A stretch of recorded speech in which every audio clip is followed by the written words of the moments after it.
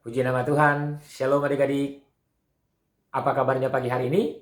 Bersama Yesus dahsyat, luar biasa. Yes, yes, yes. Adik-adik, kakak percaya dimanapun kita berada, dimanapun adik-adik berada saat ini, pasti semua adik-adik diberkati Tuhan. Pasti adik-adik semua mengalami sukacita yang luar biasa, karena Tuhan kita Tuhan yang luar biasa yang selalu menolong kita, selalu menyertai kita, bahkan selalu memberikan sukacita dalam setiap kehidupan kita. Amin adik-adik. Nah adik-adik, anak sekolah minggu kelas Holy, pagi hari ini kita akan mendengarkan firman Tuhan. Kita mau fokus mendengarkan firman Tuhan pagi hari ini karena kakak gak akan lama. Ya, kakak akan membagikan cerita tentang jangan pernah menyerah. Temanya adalah jangan pernah menyerah. Ya, dalam kondisi situasi apapun yang terjadi atas hidup kita saat ini, kakak mau katakan jangan pernah menyerah. Ya, di tengah-tengah masalah, di tengah-tengah persoalan, di tengah-tengah himpitan hidup, kakak juga mau katakan jangan pernah menyerah. Ya, kenapa kita jangan menyerah? Kita harus menyadari bahwa kita punya Tuhan Yesus yang luar biasa, yang sanggup, yang mampu menolong kita di tengah-tengah ketidakmampuan kita, di tengah-tengah masalah, di tengah-tengah persoalan, di tengah-tengah himpitan yang saat ini mungkin sedang kita alami. Tuhan Yesus sanggup memberikan pertolongan bagi kehidupan kita. Ya, kakak akan mengulas kembali, membagikan cerita sebuah kisah di Alkitab yang nanti akan semakin membangkitkan kita, iman percaya kita kepada Tuhan, dan semakin membuat kita menjadi anak-anak yang menaruh pengharapan kita kepada Tuhan Yesus. Ya, kita akan belajar dari kisah ini. Kita buka Alkitab kita di dalam Lukas 18 ayat yang ke-35 sampai ke-43. Sekali lagi, Lukas 18 ayat ke-35 sampai ayat yang 43. Kakak tunggu adik-adik sampai ketemu semua. Ya. Lukas 18 ayat 35 sampai ayat 43. Ya. Nanti Kevin bantu kakak untuk baca. Silakan Kevin. Oke. Perikopnya adalah Yesus menyembuhkan seorang buta dengan Yeriko. Waktu Yesus hampir tiba di Yeriko, ada seorang buta yang duduk di pinggir jalan dan mengemis. Waktu orang itu mendengar orang banyak lewat, ia bertanya, "Apa itu?" kata orang kepadanya. "Yesus orang Nazaret lewat." Lalu ia berseru, "Yesus anak Daud, kasihanilah aku." Maka mereka yang berjalan di depan menegur dia supaya ia diam. Namun semakin keras ia berseru, "Anak Daud, kasihanilah aku." Lalu Yesus berhenti dan menyuruh membawa orang itu kepadanya. Dan ketika ia telah berada di dekatnya, Yesus bertanya kepadanya, "Apa yang kau kehendaki supaya aku perbuat bagimu?" Jawab orang itu, "Tuhan, supaya aku dapat melihat." Lalu kata Yesus kepadanya, "Melihatlah engkau, imanmu telah menyelamatkan engkau." Dan seketika itu juga melihatlah dia, lalu mengikuti dia sambil memuliakan Allah. Seluruh rakyat melihat hal itu dan memuji-muji Allah. Amin. Puji Tuhan adik-adik, pembacaan kita luar biasa pagi hari ini. Kita harus belajar dari orang buta tadi. Yang di Alkitab yang kisahnya kita baca barusan, kita harus belajar bagaimana seorang buta yang mengemis di pinggir jalan itu tidak menyerah. Ya. Bahkan pada saat dia mengetahui Yesus akan tiba di kota Yeriko, ya, dia bertanya kepada orang yang sudah banyak pada saat itu menantikan kedatangan Tuhan Yesus. Ya, dia bertanya kepada orang yang ada di situ. Ya, waktu orang itu mendengar orang banyak lewat, ya, orang buta ini mendengar karena orang buta ini pada saat itu sedang mengemis di pinggir jalan. Ya, kakak percaya adik-adik kelas Holy pasti sudah pernah melihat orang yang buta dan dia mengemis di pinggir jalan. Kalau adik-adik pernah bepergian ke jalan raya, pasti mungkin adik-adik menemukan ada orang buta yang mengemis di pinggir jalan.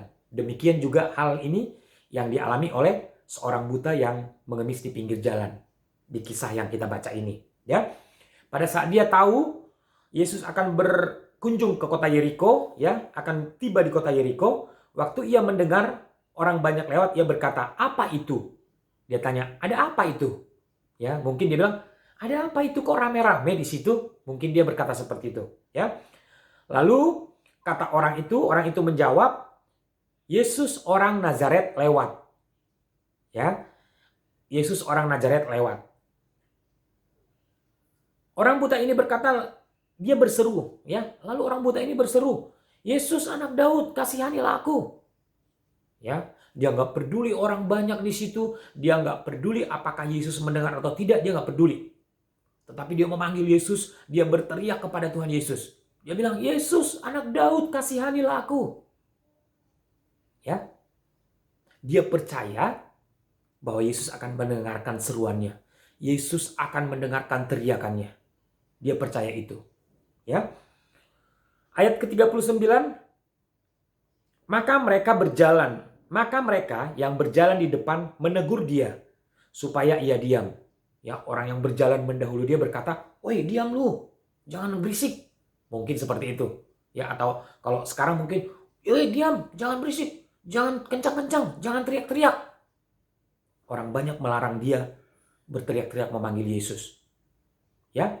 Tetapi adik-adik, karena orang buta ini punya iman yang besar, ya. Dia percaya kalau Yesus mendengarkan seruannya. Semakin orang melarang dia, semakin keras dia memanggil nama Yesus. Semakin orang bilang, "Diam kau," semakin juga dia keras, semakin dia berteriak memanggil nama Yesus. "Yesus anak Daud, kasihanilah aku." Ya, kalau orang buta ini percaya nama Yesus atau Yesus bisa menyembuhkan dia dari kebutaannya, maka adik-adik juga harus percaya bahwa Yesus sanggup menolong. Yesus mampu memberikan pertolongan di tengah-tengah masalah, persoalan, atau himpitan yang saat ini sedang kita alami. Amin, adik-adik. Ya. Ayat ke-40, lalu Yesus berhenti dan menyuruh membawa orang itu kepadanya. Dan ketika ia telah berada di dekatnya, Yesus berkata kepadanya. Ya, karena dia teriak-teriak terus manggil nama Yesus, karena dia suaranya semakin keras berteriak memanggil nama Yesus. Dan Yesus mendengarkan teriakannya. Yesus berkata kepada orang banyak, bawa dia ke sini. Bawa dia kemari." Ya, lalu orang banyak ini membawa orang buta ini kepada Yesus. Apa yang dilakukan Tuhan Yesus kepadanya, adik-adik? Mari kita baca kembali. Ya. Ayat yang ke-41, setelah orang buta ini dibawa kepada Yesus, mendekat kepada Yesus, Yesus berkata, "Apa yang kau kehendaki supaya aku perbuat bagimu?" Kalau kata sekarang mungkin, "Apa yang kau mau? Apa maumu?"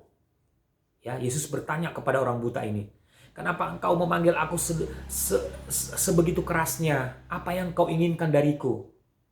Yesus berkata seperti itu kepada orang buta ini. Lalu apa jawab orang buta ini? Ya, "Tuhan, supaya aku dapat melihat." Orang buta ini sangat yakin, punya iman yang besar bahwa Yesus sanggup menyembuhkan dia dari kebutaannya. Ya, lalu apa yang dilakukan Tuhan Yesus kepadanya? Ayat yang ke-42, lalu kata Yesus kepadanya, "Melihatlah engkau, imanmu telah menyelamatkan engkau." Ya, sekali lagi, melihatlah engkau, imanmu telah menyelamatkan engkau. Ya, Yesus tahu kalau orang buta ini punya keyakinan. Yesus tahu kalau orang buta ini punya iman bahwa Yesus sanggup menyembuhkan dia. Makanya Tuhan Yesus tidak kasih obat. Tuhan Yesus tidak jampi-jampi. Tuhan Yesus tidak suruh dia, "Kamu berobat ke dokter, kamu pergi ke rumah sakit." Tidak. Ya, karena Tuhan Yesus tahu Bukan obat, bukan jampi-jampi, bukan rumah sakit yang menyembuhkan dia. Yang menyembuhkan dia apa? Kata firman Tuhan, iman si orang buta inilah yang menyembuhkan dia dari kebutaannya. Ya, sungguh luar biasa, orang buta ini punya iman yang luar biasa, punya keyakinan yang luar biasa bahwa Yesus sanggup menyembuhkan dia. Ya. Ayat yang ke-43 terakhir, dan seketika itu juga melihatlah ia. Ya, pada saat Yesus bilang, "Melihatlah engkau, imanmu telah menyelamatkan engkau." Saat itu juga, detik itu juga langsung orang buta ini bisa melihat. Dia sembuh dari kebutaannya. Ya. Lalu mengikut dia sambil memuliakan Allah. Setelah dia sembuh, dia mengikut Yesus dan dia memuliakan Allah. Seluruh rakyat melihat hal itu dan memuji-muji Allah. Bahkan semua orang yang menyaksikan hal ini, yang menyaksikan kejadian ini, ya, bersorak-sorak, memuji-muji Tuhan, memuliakan Tuhan. Dan berkata, terpujilah nama Tuhan. Ya, kalau orang buta ini memiliki prinsip tidak pernah menyerah, maka adik-adik sekolah minggu kelas Holy, kakak mau katakan, jangan pernah menyerah. Masalah yang kita alami, masalah yang adik-adik alami, tidak lebih besar daripada masalah yang dialami oleh orang buta ini. Ya, masalah yang kita alami, himpitan yang kita alami, nggak ada apa-apanya kalau kita bandingkan dengan masalah yang dialami orang buta ini. Tapi luar biasanya, sekalipun orang menghalangi orang buta ini memanggil nama Yesus, dia tidak pernah menyerah. Semakin dilarang, semakin keras dia memanggil nama Yesus. Semakin dilarang, semakin dia punya keyakinan bahwa Tuhan Yesus bisa menyembuhkan dia. Ya, adik-adik, biarlah firman Tuhan ini, pembacaan kita pada pagi hari ini, kiranya boleh semakin membuat kita semangat di dalam hidup kita. Dalam masalah persoalan, dalam himpitan apapun yang sedang kita alami, saat ini kita harus seperti orang buta ini. Punya keyakinan, punya iman yang besar bahwa Yesus sanggup menolong kita.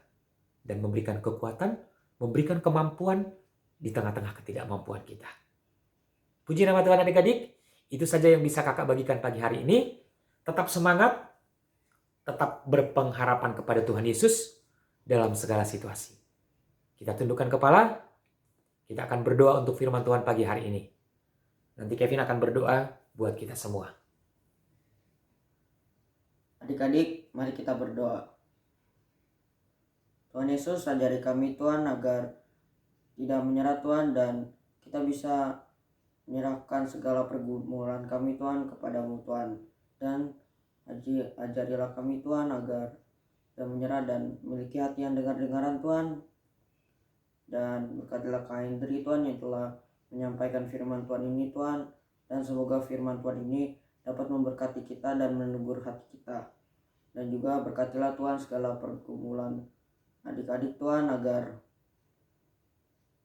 mereka bisa menghadapi semuanya Tuhan. Dan ajari kita juga Tuhan agar tidak mudah menyerah Tuhan, seperti orang buta tadi Tuhan. Walaupun dia buta, dia tetap bisa memanggil nama Yesus dan tidak menyerah. Dan ajari kami juga Tuhan agar tidak menyerah Tuhan menghadapi apapun Tuhan. Dan semoga kami bisa kembali Tuhan bersekolah minggu Tuhan, dan hilangkanlah COVID ini Tuhan. Semoga kita dapat berkembali ke sekolah minggu dan bertemu kepada Tuhan Yesus. Dalam nama Tuhan Yesus kita berdoa dan mengucap syukur. Amin. Amin. Selamat hari Minggu adik-adik. Tuhan memberkati kita semua.